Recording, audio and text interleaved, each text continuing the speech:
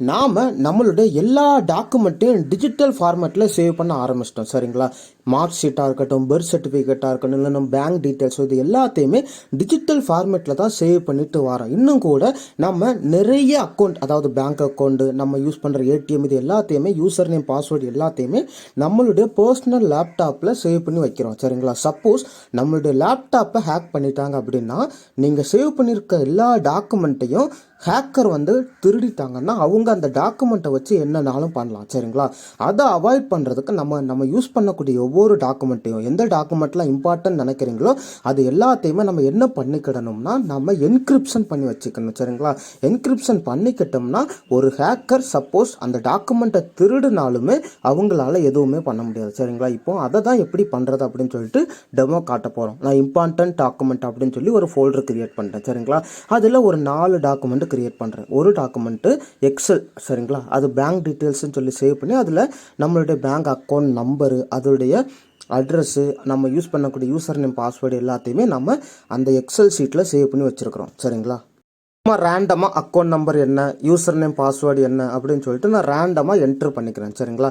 Enter பண்ணி இந்த டாக்குமெண்ட்டை சேவ் பண்ணிடுறேன். சரிங்களா? ஸோ நம்ம பேங்க் அக்கௌண்ட் டீட்டெயில்ஸ்னு சொல்லி ஒரு டாக்குமெண்ட் வச்சுருக்கோம். சரிங்களா? அடுத்தது என்ன டாக்குமெண்ட் கிரியேட் பண்ணுறேன்னா ஒரு நோட் பேடு. சரிங்களா? அந்த நோட் பேடில் உங்களுடைய கிளைண்ட்ஸ், சரிங்களா, நீங்கள் ஒருவேளை ஏதாவது ஒரு பிஸ்னஸ் ரன் பண்ணுறீங்க, இல்லைனா பர்சனலாக கூட ஒருத்தருடைய இமெயில் அட்ரஸ், அதாவது யாருடைய இமெயில் அட்ரஸ்லாம் சேவ் பண்ணணும்னு நினைக்கிறீங்களோ அதை இந்த நோட் பேடில் சேவ் பண்ணி வச்சுருக்கிறீங்க. சரிங்களா? இது 2வது டாக்குமெண்ட்டு. 3வது என்ன பண்ணுறீங்கன்னா ஒரு வேர்ட் டாக்குமெண்ட். இந்த வேர்ட் டாக்குமெண்ட்டில் உங்களுடைய சில்ட்ரன்ஸ், சரிங்களா, உங்கள் சில்ட்ரனாக இருக்கட்டும், இல்லைனா உங்களுடைய அப்பா அம்மா யாருடைய அவங்களுடைய பென்ஷன் டீட்டெயில்ஸ், இல்லைனா அவங்க என்ன கிளாஸ் படிக்கிறாங்க, அவங்க என்னென்ன பண்ணுறாங்க, அவங்களுடைய நாமினி யார், ஸோ இந்த மாதிரி எல்லா டீட்டெயில்ஸும் என்ன பண்ணி வச்சுருக்கிறீங்கன்னா அந்த வேர்ட் டாக்குமெண்ட்டில் சேவ் பண்ணி வச்சுருக்கிறீங்க. சரிங்களா? சும்மா அதுக்கப்புறம் கடைசியாக என்ன பண்ணுறோம்னா ஒரு ஸ்னிப்பிங் டூலை வச்சு ஒரு ஸ்க்ரீன்ஷாட்டை எடுத்து வச்சுக்கிறோம். சரிங்களா? Image document. சரிங்களா? எதுக்காகனா இப்போ 4 டாக்குமெண்ட்டே நான் டெமோவில் யூஸ் பண்ணுவேன். ஸோ அதனால தான் இப்போ 4 டாக்குமெண்ட்டு க்ரியேட் பண்ணுறேன். சரிங்களா? ஸோ இந்த டாக்குமெண்ட்டை அதே ஃபோல்டரில் சேவ் பண்ணி வச்சுக்கோங்க. சரிங்களா? இப்போ நான் என்ன பண்ணியிருக்கேன், இம்பார்ட்டன்ட் டாக்குமெண்ட்ஸ் அப்படிங்கிற ஒரு ஃபோல்டருக்குள்ளே 4 ஃபைல் க்ரியேட் பண்ணி வச்சுருக்கிறேன். சரிங்களா? இந்த ஃபோல்டரை தான் நம்ம என்கிரிப்ஷன் பண்ண போகிறோம். சரிங்களா? அந்த ஃபோல்டர் மேலே ரைட் கிளிக் பண்ணிக்கோங்க. ரைட் கிளிக் பண்ணி ப்ராப்பர்ட்டிஸ்னு கிளிக் பண்ணிக்கோங்க.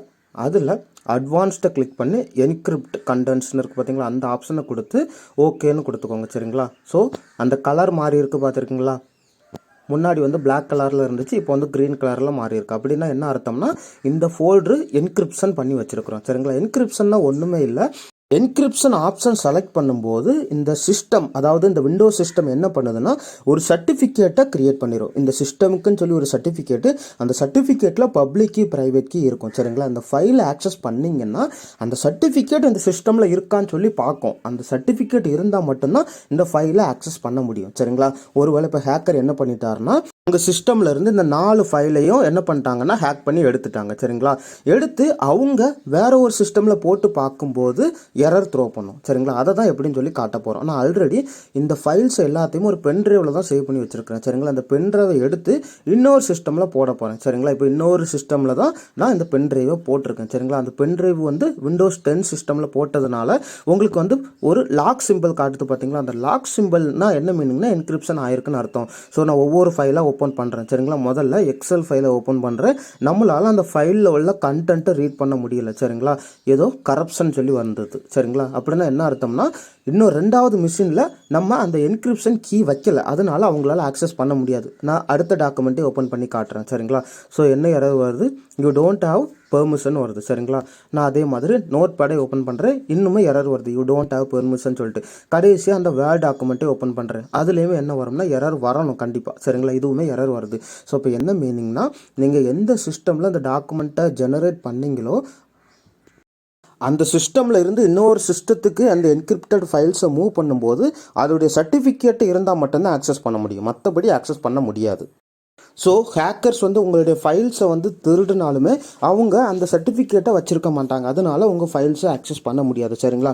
ஸோ இப்படி தான் இம்பார்ட்டன்ட் ஃபைல்ஸை நம்ம ப்ரொடெக்ட் பண்ணி வச்சுக்கலாம். உங்களுக்கு புரிஞ்சிருக்கும்னு நினைக்கிறேன். ஏதாவது டவுட் இருந்துச்சுன்னா கீழே கமெண்ட்டில் சொல்லுங்கள். கற்போம் கற்பிப்போம். நன்றி.